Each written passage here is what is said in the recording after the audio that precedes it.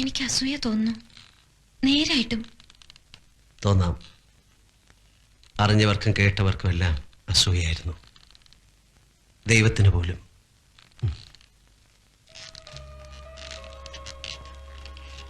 പിന്നെ ഞങ്ങളുടെ മനസ്സ് ചോദ്യം കഴിഞ്ഞു. കല്യാണത്തലേന്ന് ബാച്ചിലേഴ്സ് പാർട്ടി നടക്കുമ്പോൾ പള്ളിക്കൽ അച്ഛൻ പറഞ്ഞു കല്യാണം നടക്കില്ലെന്ന്. കടം കൊണ്ട് കഴുത്തറ്റ് മുങ്ങിയ പാലോമറ്റത്തേക്ക് അവളെ കെട്ടിച്ചു കയറ്റാൻ അവളുടെ അപ്പച്ചൻ മനസ്സ് വെച്ചില്ല. ആ, കടങ്ങളുണ്ടായിരുന്നു, ശരിയാ. പക്ഷേ അത് പെരുപ്പിച്ചു പറഞ്ഞ് നാൻസിയുടെ അപ്പച്ചനെ വിശ്വസിപ്പിച്ച പാപ്പച്ചന്റെ മോഹം ഞങ്ങളുടെ കല്യാണം മുടക്കുക എന്നതായിരുന്നു. ആ മോഹം അയാൾ സാധിച്ചു. മിന്നു കെട്ടുന്നതിന്റെ തലേ രാത്രി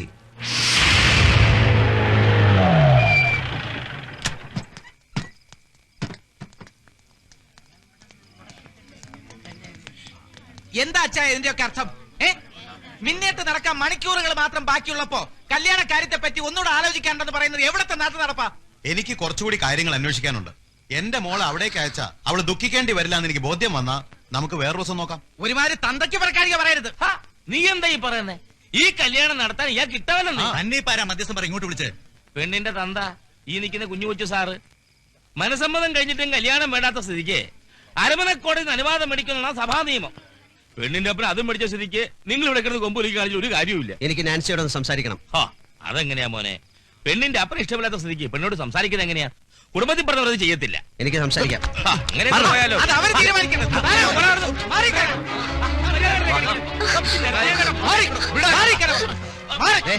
ഇവളെ വിളിച്ചിറക്കി കൊണ്ടുപോകാനാ ഞാൻ വന്നത്.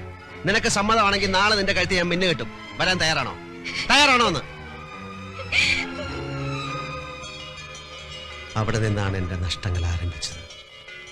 വർഷങ്ങൾ കഴിഞ്ഞിട്ടും നാൻസിയെ മറക്കാൻ എനിക്ക് കഴിഞ്ഞില്ല. മനസ്സുകൊണ്ട് അവൾ ഇപ്പോഴും എൻ്റെ കൂടെ ഉണ്ട്, ഇവിടെ ഈ സിംഗപ്പൂരിൽ. പിന്നീട് സണ്ണിച്ചൻ നാട്ടിൽ പോയിട്ടില്ല? ഇല്ല, വേറൊരു വിവാഹത്തെക്കുറിച്ച് ചിന്തിച്ചിട്ടുമില്ല. നാട്ടിൽ നിന്ന് ഫോൺ ചെയ്യുമ്പം അമ്മച്ചിക്ക് ഒന്നേ അറിയണ്ടു എപ്പോഴാണ് എൻ്റെ കല്യാണം. അത് നടന്നു കാണാൻ വേണ്ടി മാത്രം ജീവിച്ചിരിക്കുന്ന പോലെ. ഇനി ഫോൺ ചെയ്യുമ്പോൾ ഞാൻ പറയും കെട്ടാൻ ഞാൻ റെഡി. ഇവിടെ സുന്ദരിയായ ഒരു നസ്രാണി കൊച്ചിനെ ഞാൻ കണ്ടുവച്ചിട്ടുണ്ട്, ദിവസം നിശ്ചയിച്ചോളാം. അപ്പൊ നാൻസി? അവൾ പോയി. കഴിഞ്ഞ വർഷം എനിക്കൊരു വെഡിങ് കാർഡ് കിട്ടി. വധു നാൻസി, വരൻ എൻ്റെ കുടുംബം തകർത്ത പുല്ലാങ്കുന്നേൽ പാപ്പച്ചന്റെ മകൻ പോളച്ചൻ. ഇതാ പറയണത്, വിലപിടിപ്പുള്ള ഒന്ന് നഷ്ടപ്പെടുമ്പോ മറ്റൊന്ന് നമ്മെ കാത്ത് എവിടെയോ ഉണ്ടെന്ന്.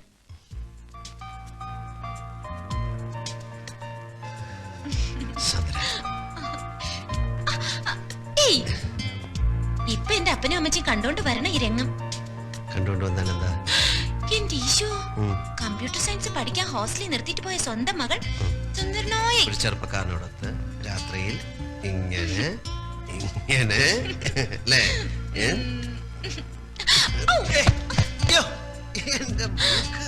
സോറി സോറി കേട്ടോ. പുതിയ ഇത്രയൊക്കെ ആയ സ്ഥിതിക്ക് ഞാൻ സണ്ണിച്ചാനുള്ളല്ലേ? അതെ, അതുകൊണ്ടാണല്ലോ. അതൊക്കെ വീട്ടുകാരറിഞ്ഞ് പള്ളി വെച്ച് മിന്നു കെട്ടിട്ട് അതുവരെ എന്റെ പൊന്നു മോന് ക്ഷമിച്ചൂടെ?